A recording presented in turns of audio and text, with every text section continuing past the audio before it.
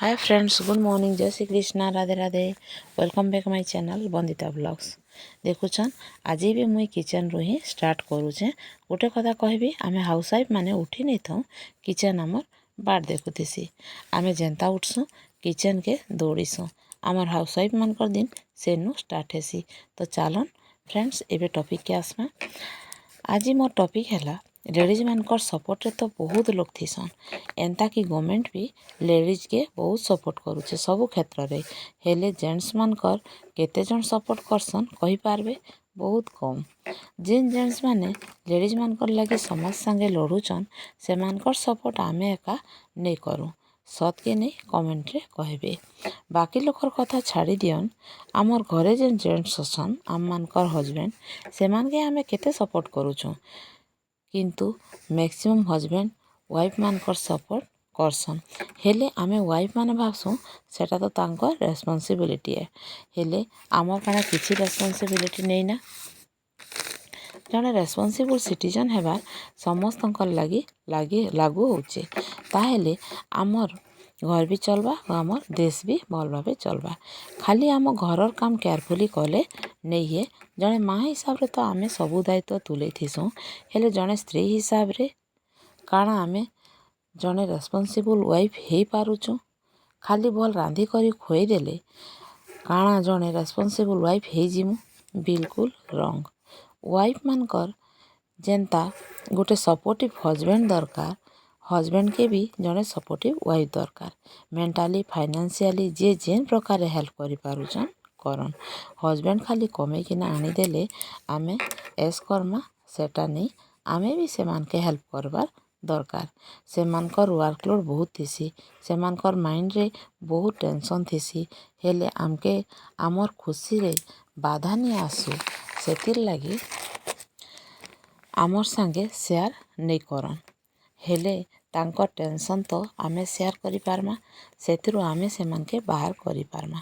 तांकर प्रॉब्लम रे आमे साथ देई पारमा। जदि आमे फाइनेंशियली हेल्प लगी कैपेबल ताहेले तो से प्रॉब्लम भी आमे सॉल्व करि पारमा।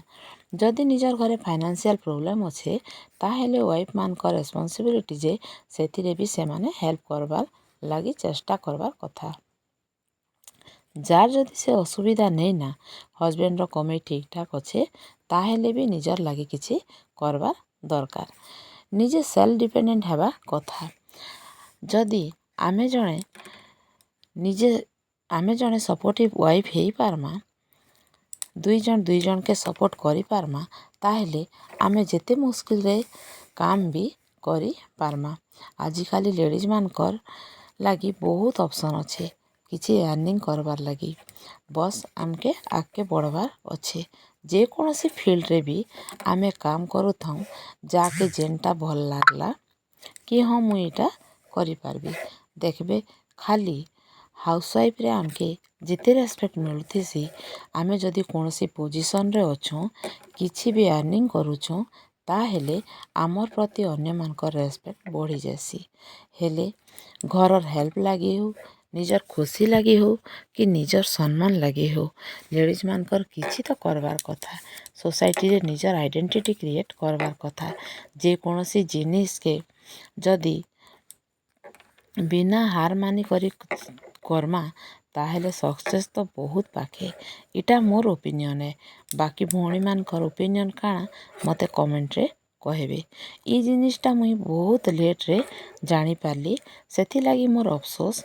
जदि ई कथा मुई किछि समय आगु जानी पारिथिति ताहेले मुई मोर लगी बहुत किछि करि पारथिति बोली मुई भाबसी। हेले टाइम तो आमर हाथे नहीं ना, से तार बाटे चली थीसी। हेले किछि कथा नहीं, एबे भी टाइम अच्छे। जेनु आमे मने पकालु सेनु स्टार्ट करमा।